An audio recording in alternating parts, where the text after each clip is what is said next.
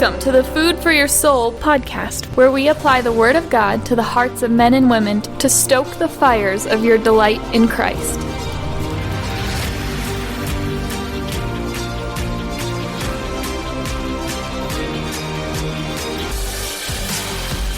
Welcome to the first day of Season 2 of the Food for Your Soul podcast. This whole season is on the topic of self-control. Self-control is a significant topic in Scripture, crucial for every element of the Christian life, and yet I don't know of any books devoted to the subject. For some reason, it's not a topic teachers and preachers have given much attention to, but it is absolutely vital, because the wrong approach to self-control can do much more harm than good. Very often you hear people talk about we should have self-control, but not much teaching on how to do it, and you take the wrong approach, it could be deadly. These podcasts will take a very methodical, step-by-step approach, so you'll have time to digest each principle and begin putting them into practice before moving on to the next one. We're going to start out with some basics, but I hope you don't lose interest because every building block is essential. Today's session is from James 1, 13 to 15, and it's the starting point because it reveals how in our battle against sin, we can many times cut ourselves off at the knees in this war by fighting against our only ally in the war instead of fighting the real enemy. We can sometimes be fighting against God without even realizing it, and when we do that, it's a guarantee we'll lose the war. Let me read the passage to you and then we'll get started. James 1, 13 through 15. When tempted, no one should say, God is tempting me. For God cannot be tempted by evil, nor does he tempt anyone. But each person is tempted when he is dragged away and enticed by his own evil desire. Then, after desire has conceived, it gives birth to sin. And sin, when it is full grown, gives birth to death.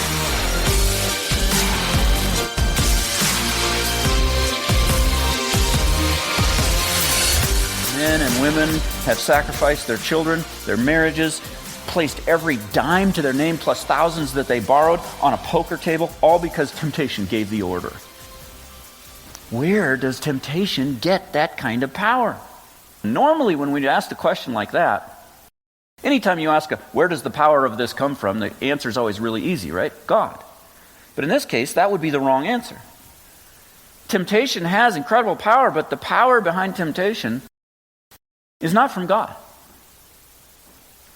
James 1:13, take a look at it. And he says, when tempted, no one should say, God is tempting me. So rule number one, when it comes to temptation, don't try to blame God. That's actually the only command in this whole paragraph. That's the bottom line. Don't say that your temptation is from God. If your answer to those questions that I asked in the beginning comes in any form of God is tempting me, you're way off. James says, don't do that. In the Greek, the word for trial and the word for temptation, a trial is some suffering, temptation is an enticement to evil. They're the same word. And so James wants to make sure we don't misunderstand. He keeps on saying, trials are from God, trials are from God. Now he wants us to not misunderstand that, so he spells it out. He says, look, when I'm saying this thing is from God, I'm talking about trials, not temptation, okay? Don't think I'm talking about temptation. Temptations are not from God. Enticement to evil, allurement to evil is never from God. He would never do that. And that's important for us to know, because sometimes you go through trial after trial after trial and test after test, and you can keep failing the test again and again. You can start to wonder, is God toying with me? Does he want me to fail? And James' answer to that is an emphatic no, no. In this war, you have an enemy and you have an ally. If you turn your guns away from your enemy onto your ally, you're going to lose the war. Our ally in this battle is God.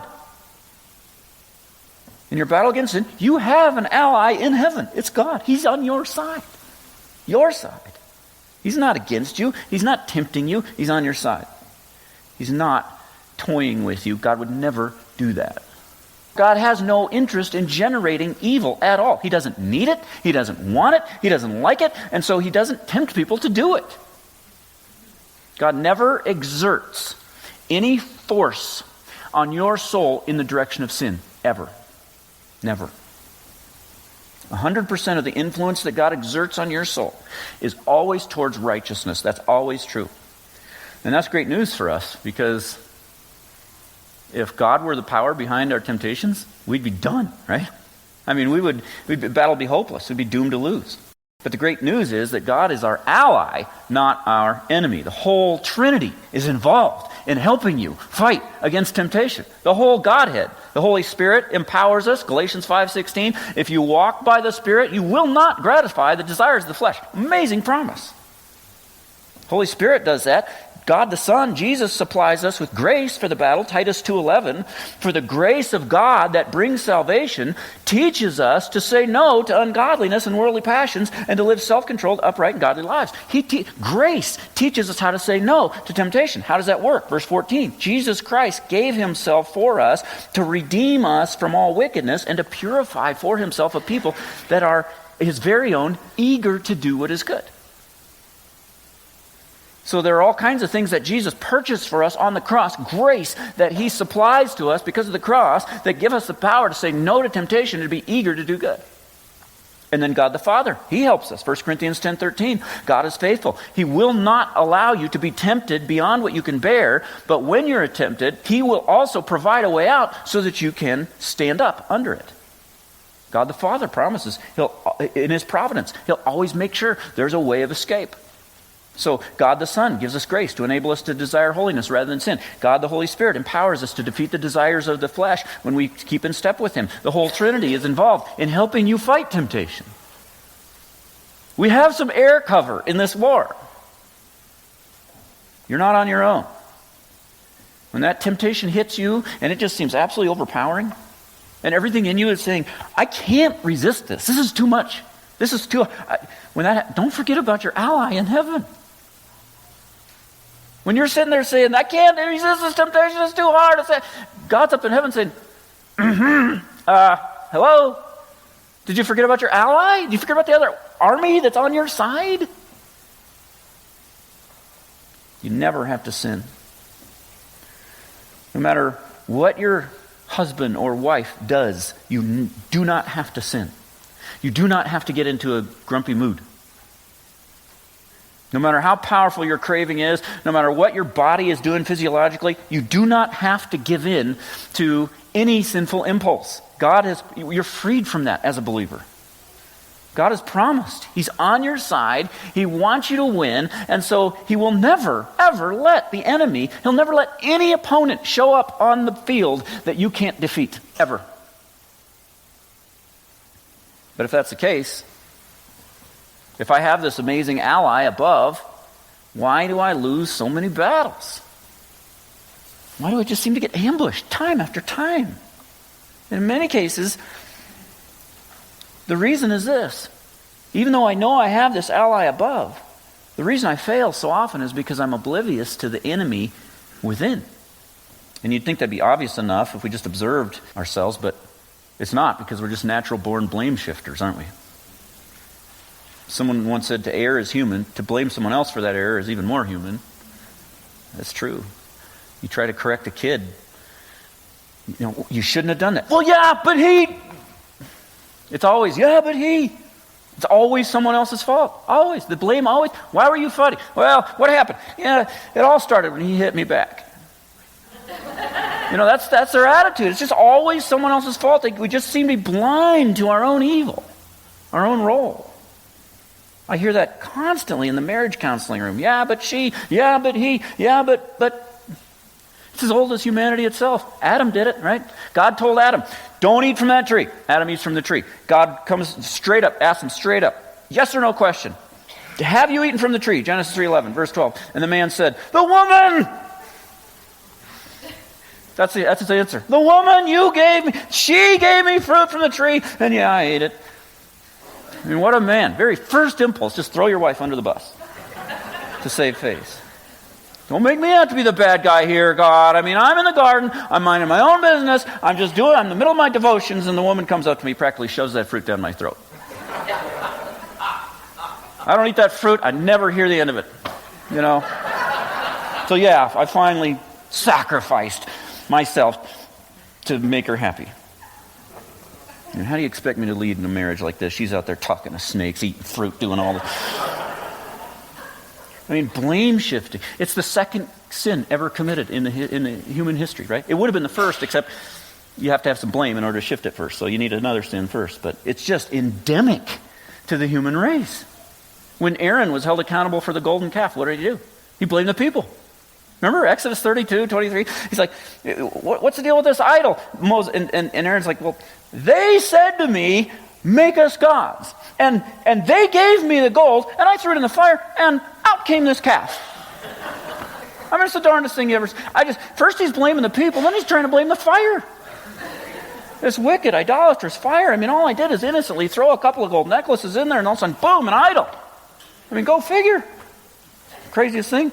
And he won't accept the blame. In 1 Samuel 15, remember we were studying about Saul when we were going through 1 Samuel, and he didn't kill the animals he was supposed to kill when he destroyed that city. And Samuel comes to Saul and says, God told you to destroy all the livestock. Why am I hearing animal noises right now, Saul? And he says in 1 Samuel 15:15, the soldiers brought them from the Amalekites, and they spared the rest of the sheep and the cattle to sacrifice to the Lord your God, but we totally destroyed the rest. It's those crazy soldiers. They wanted to worship the Lord. They kept a few animals. Soldiers will be soldiers. What can you do? And then down in verse 24, he finally does confess his sin. But even there, this is how it comes out. He says, I was afraid of the people, and so I gave in to them. That's as much responsibility as Saul could ever muster. I admit, I gave in to the unrelenting pressure of these wicked people who practically forced me to do it. So many people confess their sin that way, right? Half confession, half excuse. Yeah, I admit I was wrong to let my wife pressure me into a harsh response by her incessant nagging, And it's just, by the end of the confession, it's an accusation. This is where our culture's victim mentality comes from. If you want to know why we have that in our culture, I was manipulated into sin by somebody else. I'm the victim here. I sinned, yeah, but I'm the victim. And when we run out of people to blame, we start blaming our DNA or our hormones or something like that. Don't hold me accountable for my attitudes. I have chemical imbalances. When we're kids, we just shift the blame by pointing the finger to whoever happens to be standing there. But when we grow up, we go to college, we get much more sophisticated about it, right? Modern neuroscience and double-blind, peer-reviewed studies have shown that there are causal physiological mechanisms modulated by environmental exigencies that regulate behavioral impulses. You have to admit that. Blah, blah, blah. That's just... Can your hormones make things harder for you? Yes. Can they control your decision-making? No. Can your brain make you sin? No. No body part can make you sin. Only your will can do that. Other people want to point to environmental factors. I do what I do because my upbringing, my past trauma, they blame it on their genes. I can't help it. I was born this way. It's my orientation from God. Some people try to blame temptation itself. Why'd you do that? I was just tempted beyond what I could. I didn't have the power to resist it. It was too much. I couldn't help it. All those excuses are just variations on the one theme, blaming God. Because who's in charge of circumstances? Who created your DNA? Who's responsible for genetic makeup? God.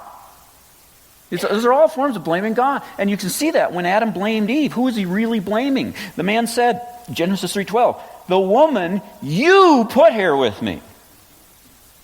You, God. It's like, I didn't ask for this.